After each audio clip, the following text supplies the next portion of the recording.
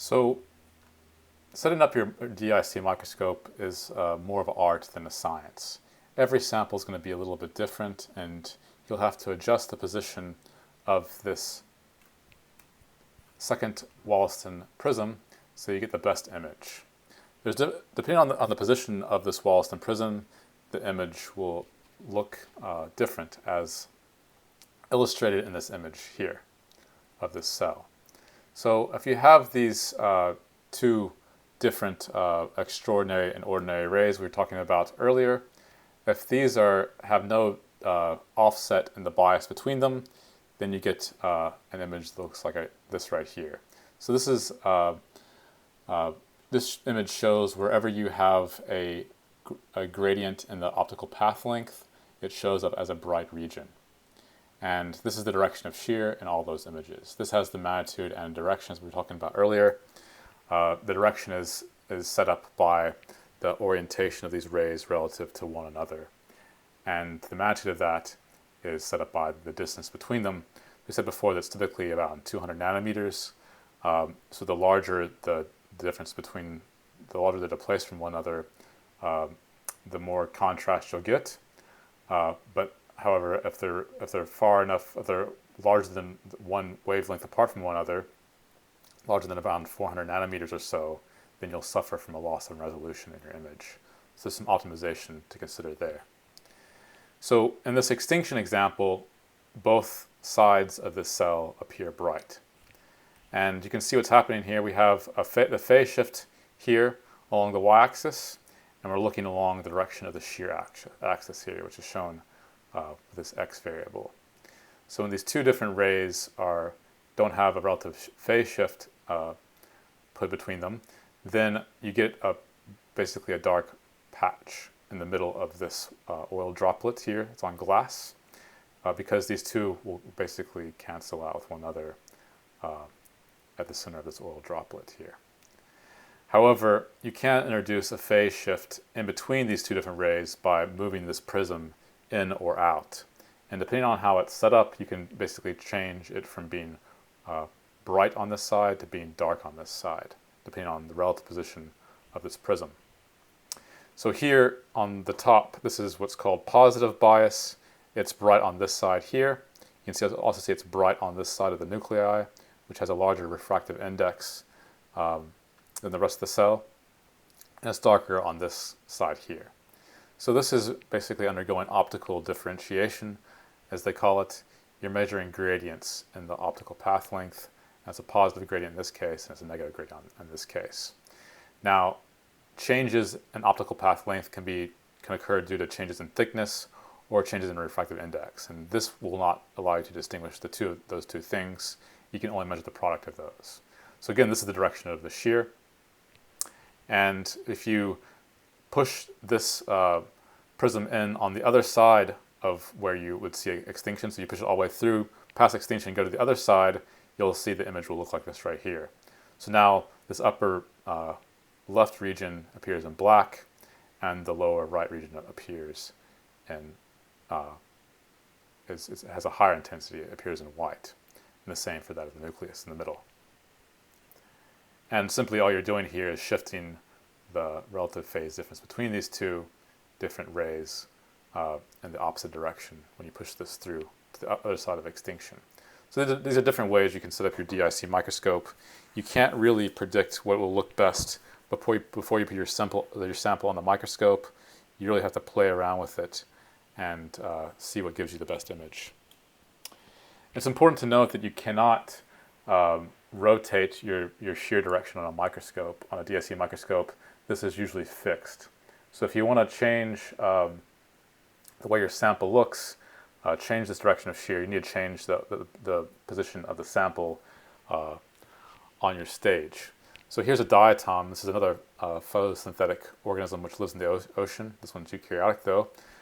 This one, so it's quite a bit bigger in this case, but you can see that it looks completely different depending on if the cell is oriented in this direction or in that direction. So this is the direction of shear in this case, and you can see how you're looking at gradients in shear across this axis. This white band on this side, it's darker on this side here, whereas if you rotate this 90 degrees, then you see these much thinner structures here. You're highlighting the gradients in those regions. So if you have a two-dimensional image that's taken with, let's say, bright field, you can take the derivative of the optical path length in different ways depending on how its orientation is set up in your DIC, the direction of your shear is set up, that is, in your DIC microscope. So this takes us to the last part of the course where we compare DIC and phase contrast. So this is a DIC, sorry, this is a phase contrast image on top here, and a DIC image of the same cell on the bottom. This is again a cheek cell which is taken from the inside of someone's mouth. You can see in this case you have quite a bit brighter, so you get quite a bit higher resolution for the phase contrast. It doesn't look quite as good in DIC.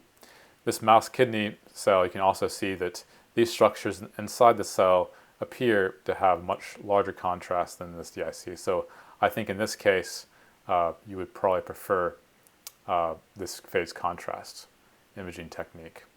However, in this last image, you can see that phase contrast produces these distracting halos. And this basically takes away from this image. And I think this one, hopefully you will agree, looks better image using DIC. So it's not a one-size-fits-all. There's a reason why we have these different techniques on different microscopes, or perhaps in the same microscope. And it's really up to you to figure out which one would look the best. So you can play around with this and see what works best in your case. So artifacts, you can compare the artifacts in these as well. So these, you can see quite clearly that phase contrast gives you these halo artifacts that we described before. These can be beneficial in some cases, like we talked about for our bacterial tracking example. DIC, you see that DIC images are not as good for automated cell tracking.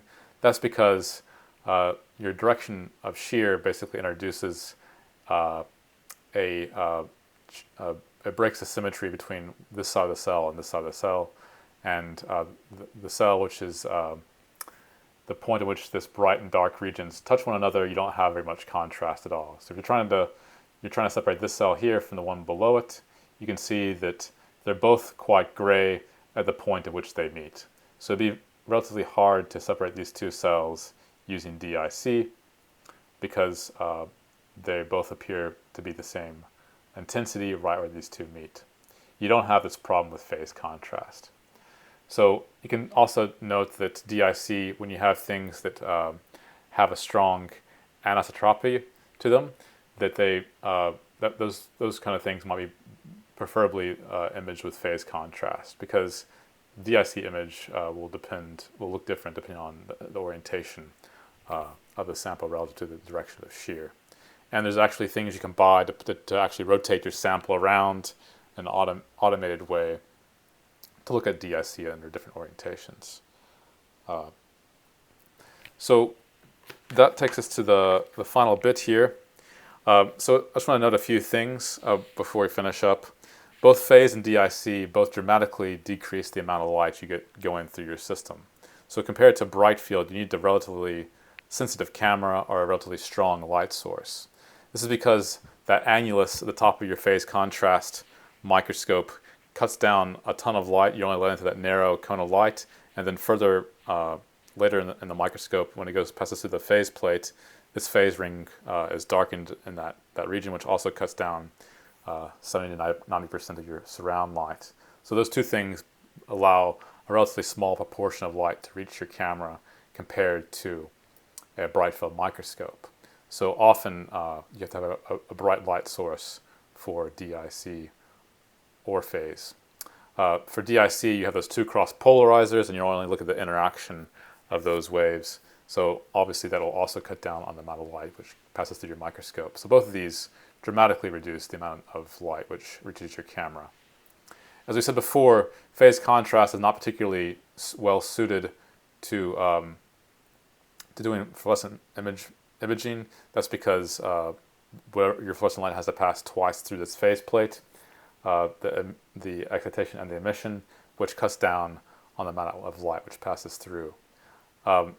this can be less of a problem in some cases for DIC, because you can simply flip out your DIC polarizers when you want to take a fluorescent image, but you can't remove the phase plate for phase contrast.